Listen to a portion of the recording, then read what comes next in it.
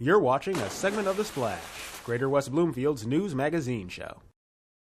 Over the years, there have been many stories that have come out of Apple Island on Orchard Lake, but the tale of the Ghost Walk has remained a mystery due to its origin and location on the island. So I talked with a former resident and historian, Catherine Cangany, and we set out to discover it for ourselves. The history of Apple Island has been well documented by those within the Greater West Bloomfield Historical Society, such as Catherine Cangany, a historian who teaches at the University of Notre Dame. So I started volunteering while I was a graduate student, and then eventually became a board member, served as the vice president for one term, and then once I got the job at Notre Dame and moved to South Bend, was no longer on the board, but I'm still affiliated with them. I still work as a historical consultant with the Historical Society. I also did some curating, worked with kindergarten and elementary schoolers organizing tours of the museum and Apple Island, and so I've helped with the Apple Island tours for a long time. The island has had many owners over the years, with Catherine being related to one of them. His name was Colin Campbell, and he was the fourth person to ever purchase the island, buying it off previous owner John Coates in 1856.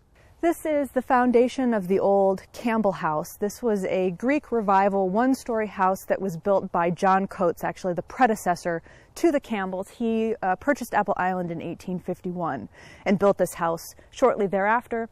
When he moved back to Scotland and the Campbells bought it in 1856, they moved right into this house. So this is the foundation of what was their house. As a descendant of the Campbell family, Catherine has documented and preserved much of her family's history through pictures of their home and its surroundings. But there's one mystery that's eluded her, and that's the Ghost Walk, a pathway more commonly known as Cedar Lane. The path connected the high seat back to the Campbell House, which is the high ground in the center of the island. And that path was known as Cedar Lane because of all the cedar trees that lined it on either side, so it was pretty dark and shady. Most of those cedars are dead, but you can see there's still one here behind me. There are a couple closer to the Campbell House, and the local legend is that Cedar Lane was also known as the Ghost Walk because it was so heavily shaded by those cedar trees. However, the reasoning behind its name came from Colin Campbell's daughter, Jessie, who at the time was frightened by something while walking through Cedar Lane, never once revealing what it was.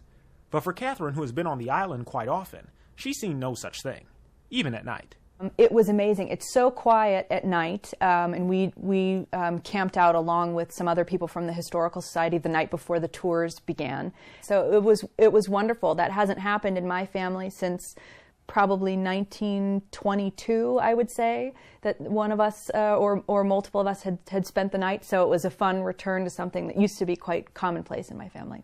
Regardless, no one has ever truly explored this area of Apple Island, making Catherine the first person to do so, and also revealing a piece of history once written off as myth.